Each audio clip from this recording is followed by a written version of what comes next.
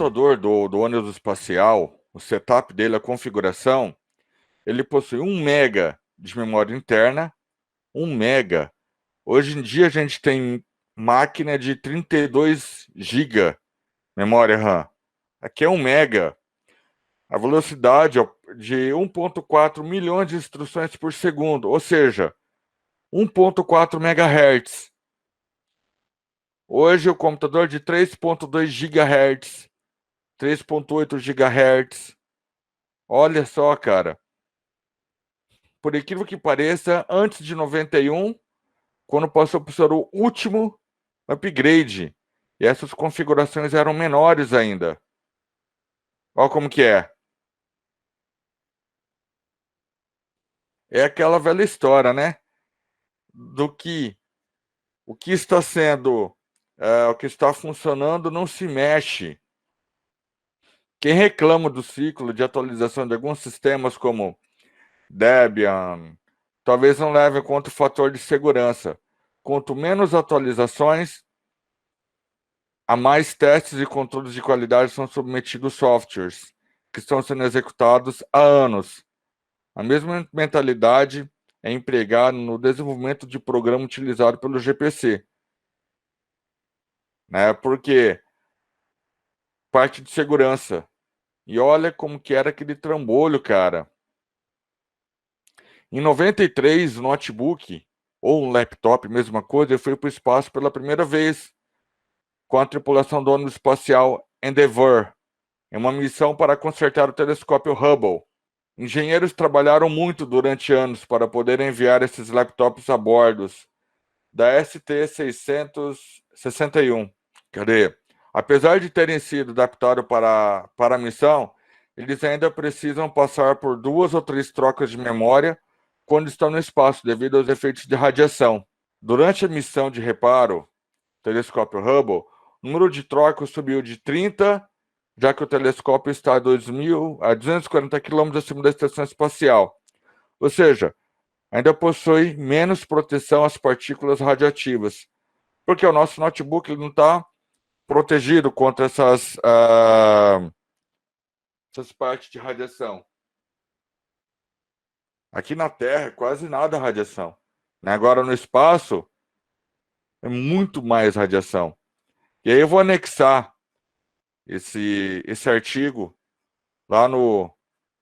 Eu vou baixar ele, vou jogar para o Google, ou o Word, vou gerar um PDF e vou anexar no Moodle para que vocês possam ler depois, com mais detalhes. Beleza? Mais alguma coisa que vocês queiram falar sobre o filme, galera? O que mais que vocês acharam do filme? Ô, Ana, agora que eu vi, sim. Sem problema, você pode continuar assim, viu? É, Galera, hoje nós vamos trabalhar com um tipo de sistemas operacionais. A evolução dos SO estão relacionados diretamente com a evolução dos hardware. Antigamente, o hardware ele evoluía muito mais rápido que os softwares. Então, chegava-se uma época que você tinha hardware, mas não tinha o software. Por exemplo, meados de 2000, 2006, se eu não estou enganado, nós tínhamos computadores 64 bits. Só que nós não tínhamos o Windows 64 bits. Um amigo meu, por exemplo, ele tinha um notebook da HP, ele era 64 bits, só que usava o Windows 32 bits, que ainda não existia o Windows 64 bits, tá? Então, o que aconteceu? Começou-se a evoluir os sistemas operacionais. Nós começamos monotarefa, monoprogramável, multitarefa, multiprogramável e sistemas com múltiplos processadores. Esses eram os tipos de sistemas operacionais na época. Os monoprogramáveis eles eram voltados para executar um único programa por vez, como vier a ser conhecido, sistemas monoprogramáveis. são tipicamente relacionados ao surgimento dos primeiros computadores na década de 60, né? E com a introdução dos computadores pessoais e estações de trabalho na década de 70, ele voltou a ser utilizado para atender aos computadores da época. Os sistemas monotarefa, como também passado a ser conhecido, se caracterizou por executar uma única tarefa por vez, ou um único job por vez. Tá? Job ou tarefa é a mesma coisa. Nesse tipo de sistema, enquanto um programa aguarda por seu evento ou aguarda para ser executado, como a digitação de uma informação, por exemplo, o processador fica parado sem realizar qualquer tipo de processamento. A memória ela é subutilizada, caso o programa não preencha totalmente essa memória. Ou seja, eu tenho 1 mega de memória para ser utilizada. O programa usa 3K, ou seja, 1021K não é utilizado. Ou seja, a memória passa a ser subutilizada, né? Periféricos como disco, impressora, estão dedicados a um único usuário e nem sempre utilizados de forma integral, e nem sempre utilizados de forma, não é bem correta que a gente falaria, de forma eficaz. Imagina, por exemplo, eu estou com esse arquivo aberto. Se eu estou com esse arquivo aberto, eu não poderia ter mais nada aqui aberto. Ou eu abriria esse arquivo, se eu quiser abrir, por exemplo, esse programa de torrent, eu teria que fechar esse programa de PDF. Comparado a outros sistemas, sistemas monoprogramáveis ou monotarefa são de simples implementação, não existindo muita preocupação com programas decorrentes ao compartilhamento de recurso, como memória, processador, dispositivos de entrada e saída. Visto que eu só tinha uma tarefa para executar. Quando essa tarefa ela é executada, é uma tarefa de processamento. Então, o dispositivo de entrada e saída fica parado. Memória principal fica parada. E somente o processador é utilizado. Ou seja, esses dois itens ficam ociosos. Eu não utilizo eles. Isso aí acarreta um grande problema. Por quê? Ociosidade. E apenas uma tarefa executada por vez. Olha o tempo que eu gastava para executar uma única tarefa. Eu não poderia fazer mais nada. E com o advento dos sistemas multiprogramáveis, por exemplo, ou multitarefa, o que aconteceu? Ele possui os recursos computacionais compartilhados entre diversos usuários e aplicações. Enquanto um sistema monoprogramável existe apenas um programa utilizando o recurso disponível, os multiprogramáveis, várias aplicações compartilham o mesmo recurso. Enquanto um programa espera uma operação de leitura ou gravação em disco, o outro programa pode estar sendo processado nesse mesmo intervalo de tempo.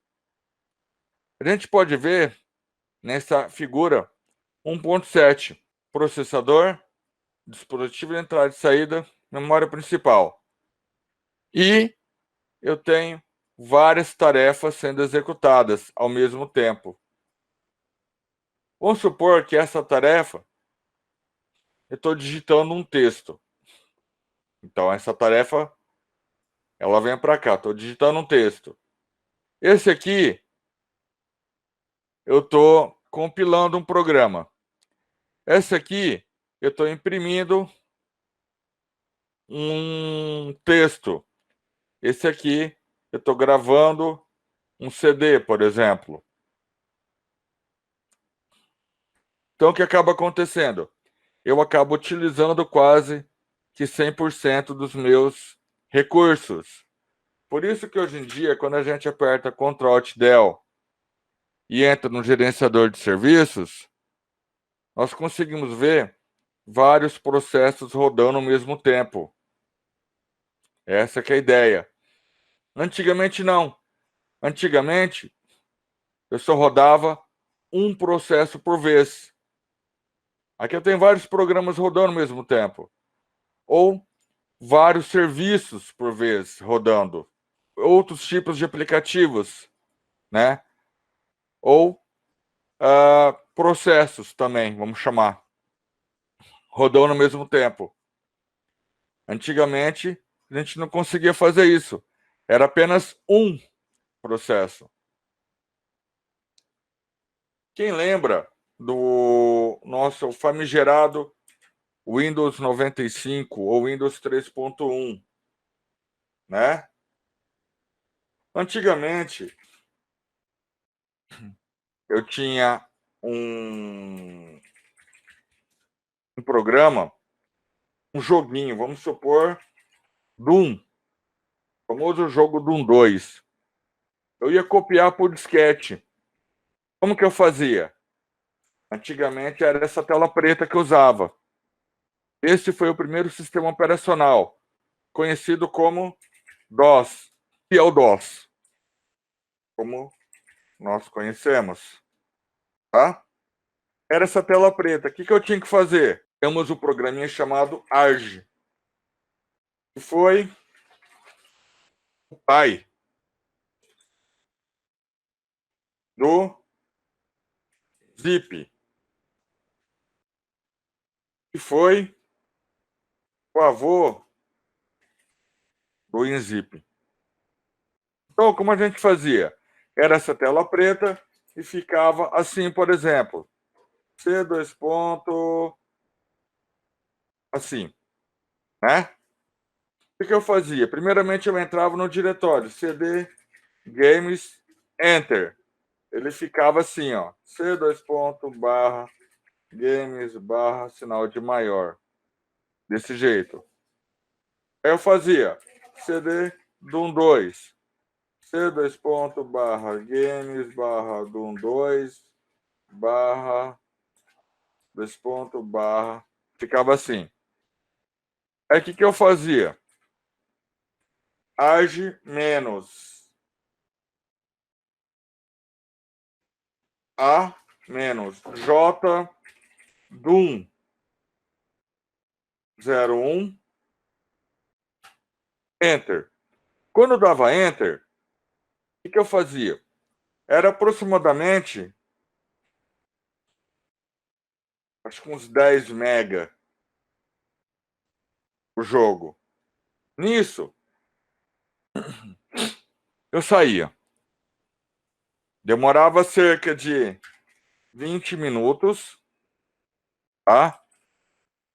Total, cerca de aproximadamente de 5 a 6 minutos por disco. Minha máquina ficava travada. A máquina ficava travada, ele compactava o joguinho e jogava por disquete de 3 meios. Qual disquete? Esse disquete. 3 meios. Ele cabia ou cabe cerca de 1.44 mega. Então vai dar cerca de 5 a 6 mega o jogo aproximadamente. Falei errado. 5 a 6 mega. Tá? Aí eu saía, ia tomar um café. Depois voltava, ele ficava aparecendo essa mensagem. Insert another disk, press enter, continue. Insira um novo disquete e pressione enter para continuar. Aí eu colocava um novo disquete e dava enter. O que acontecia?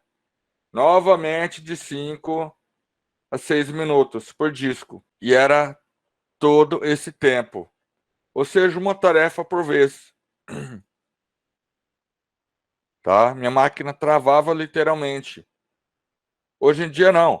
Hoje em dia, a gente grava um CD, transfere um arquivo para o pendrive, vê isso aqui, abre um vídeo, igual eu mostrei para vocês.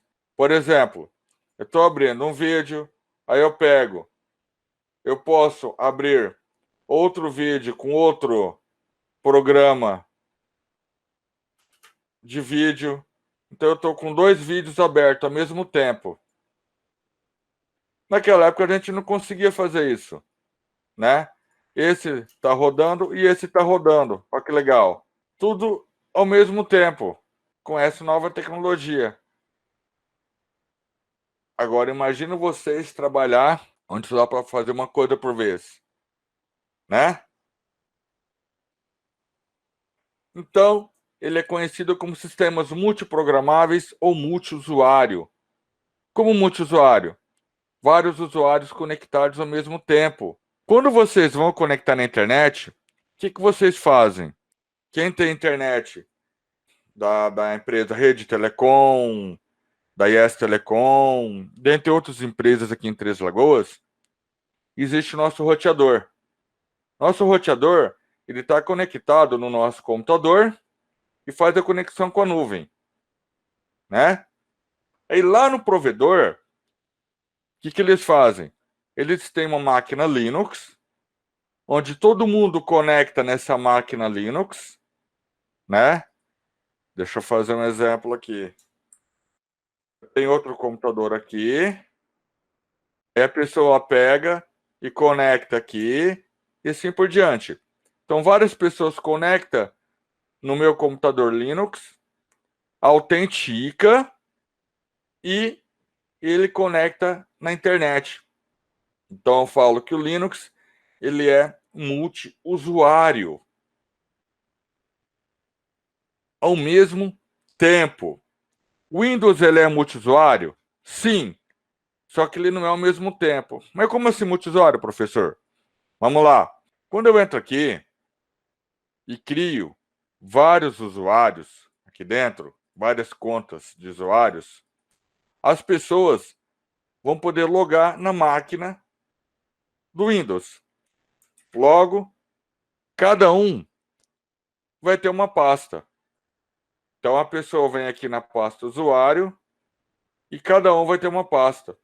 Por exemplo, o administrador, o convidado, o público, conta padrão e assim por diante.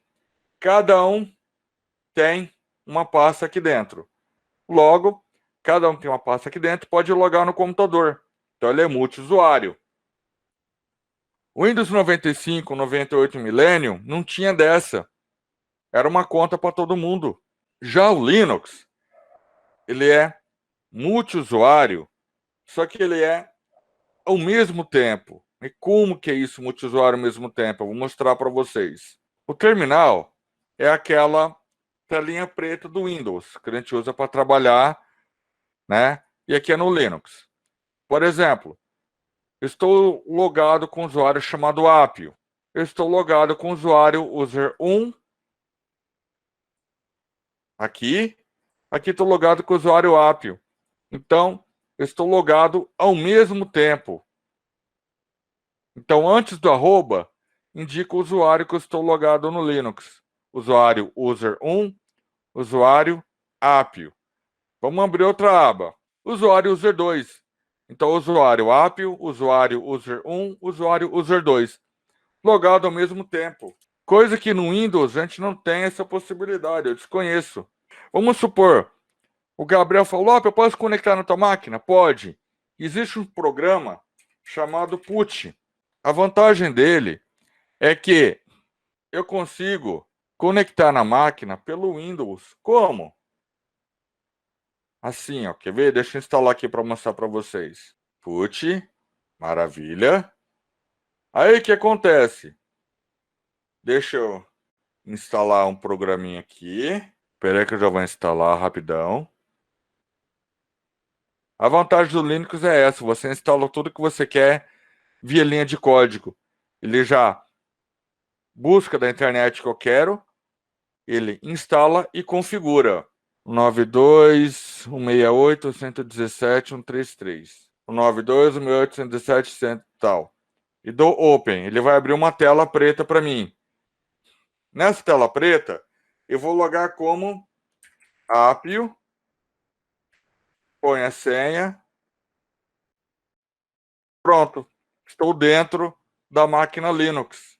Tá vendo? A pasta Share 1, Share 2 e compartilhamento. A hora que eu volto aqui e abro o terminal, dou um ls, ele vai listar os arquivos para mim, ó. Pasta Share 1, Share 2 e compartilhamento. A vantagem é que eu posso entrar tudo via texto. Ah, mas e se eu quiser entrar e puxar uma parte gráfica, tem como? Tem.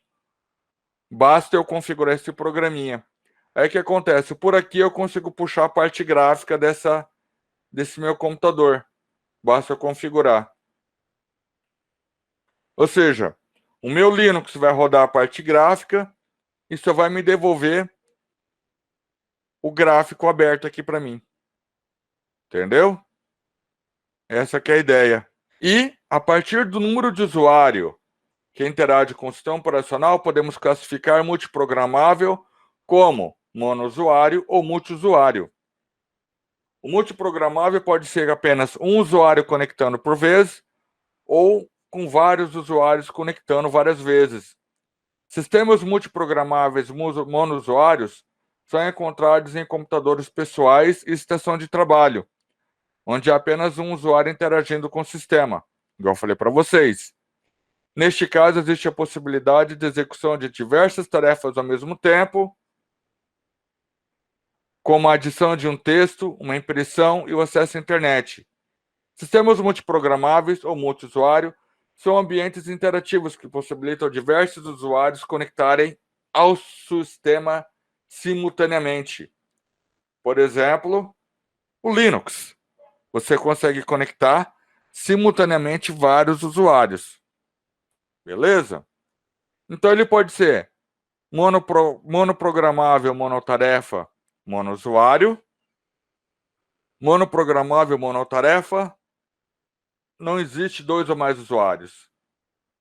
Monoprogramável, multitarefa, monousuário.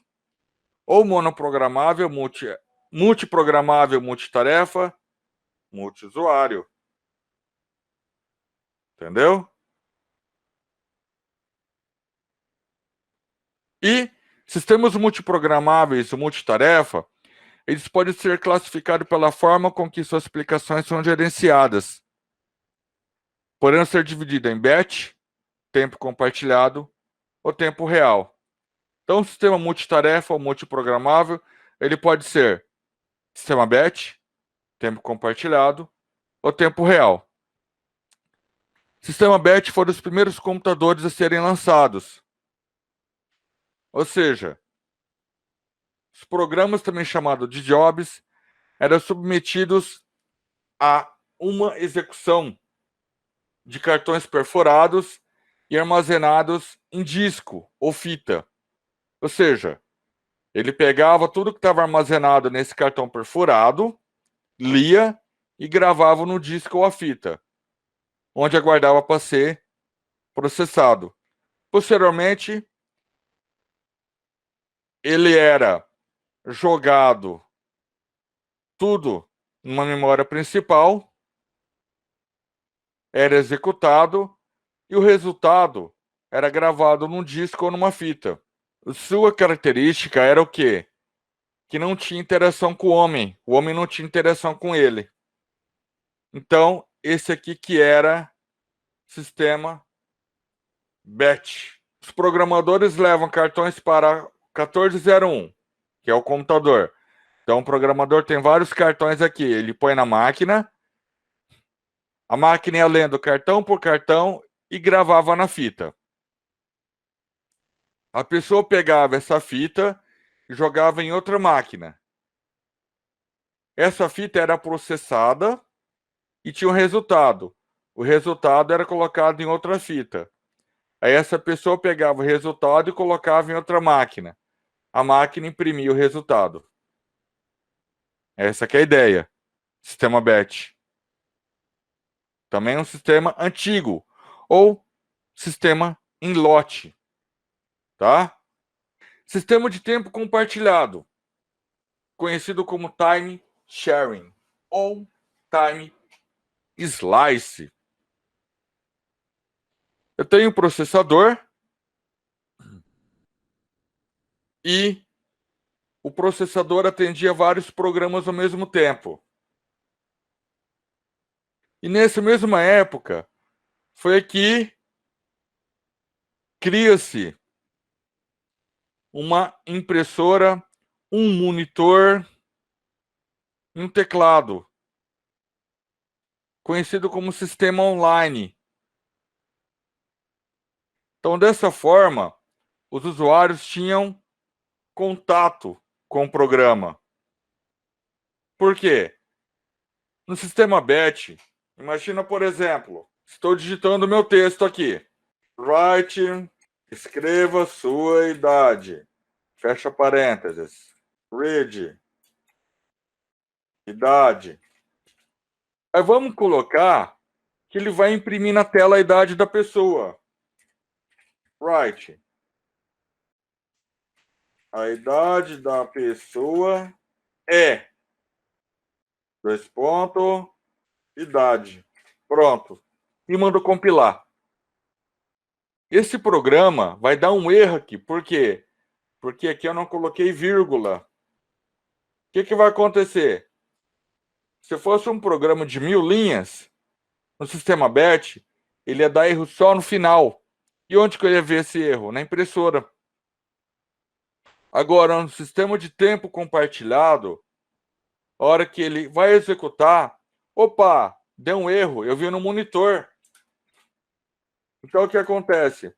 Eu pego o programa, coloco a vírgula e mando compilar de novo. Não precisou esperar o programa rodar todo para me ver depois lá na impressora. Entendeu? Essa que é a vantagem. Então, o sistema cria para cada usuário um ambiente de trabalho próprio, dando a impressão de que todo o sistema está dedicado a ele. É como se cada pessoa tivesse conectada no meu computador, eu estou rodando vários programas aqui. Uma outra pessoa está rodando também vários programas. Só que, como que é isso aí? Deixa eu pegar de novo o Paint. Eu tenho um computador aqui, o gabinete. Aí aqui eu tenho um monitor e tenho teclado. Aqui também, outro monitor e outro teclado. Opa, outro monitor e outro teclado. Aí faltou um mouse, né? Um mouse, beleza. O que vai acontecer? Mas cadê o gabinete desses computadores? O gabinete é esse aqui, ó. E está interligado nesse gabinete. Então, é igual caixa de mercado que a gente fala. Para mim, é como se esse computador fosse, como se esse gabinete estivesse atendendo só esse usuário. Por outro usuário, como se esse gabinete estivesse atendendo só ele. Mas, na verdade, o gabinete que vai estar o processador. Opa! Oh, pegou errado. Que vai estar processador, vai estar dispositivo de entrada e saída, e vai estar a memória, vamos falar, vai estar atendendo os dois usuários. Então, essa que é a ideia. Para eles, é como se isso aqui fosse só para cada um. mas na verdade vai estar atendendo os dois. Entendeu? Desta forma, é possível verificar o armazenamento em disco ou cancelar a execução de um programa. O sistema normalmente responde em poucos segundos, a maioria desses comandos. Devido a esse tipo de interação é conhecido como sistemas online. Então, time sharing, time slice ou sistema online. Esses três é a mesma coisa que sistema de tempo compartilhado. Agora, o tempo real. Qual que é a ideia do sistema de tempo real? O sistema de tempo real, o conhecido como real time, é tempo real. Imagina, por exemplo, esse monitoramento cardíaco aqui. Ele está monitorando os batimentos cardíacos de uma pessoa. Vamos supor que ele atrasa para mostrar 3 minutos que a pessoa morreu. 3 minutinhos atrasou. O que acontece com a pessoa? O médico não vai saber. Não há tempo dos médicos tentar reanimar essa pessoa, porque para o médico, o equipamento está monitorando o batimento cardíaco da pessoa. O que acontece? A pessoa está morta, só que o equipamento está mostrando que a pessoa está viva ainda. Então isso aqui tem que ser em tempo real. Em tempo real. Sistema monitoramento, aviação. Cada ponto desse aqui é um avião, ó. Um avião, outro avião, outro avião, outro avião. Se a pessoa atrasa 1 minuto para falar com a torre, os aviões podem se chocar. Monitoramento em tempo real. Esse site é muito louco, galera. Ó, em tempo real. Monitoramento de aviões em tempo real.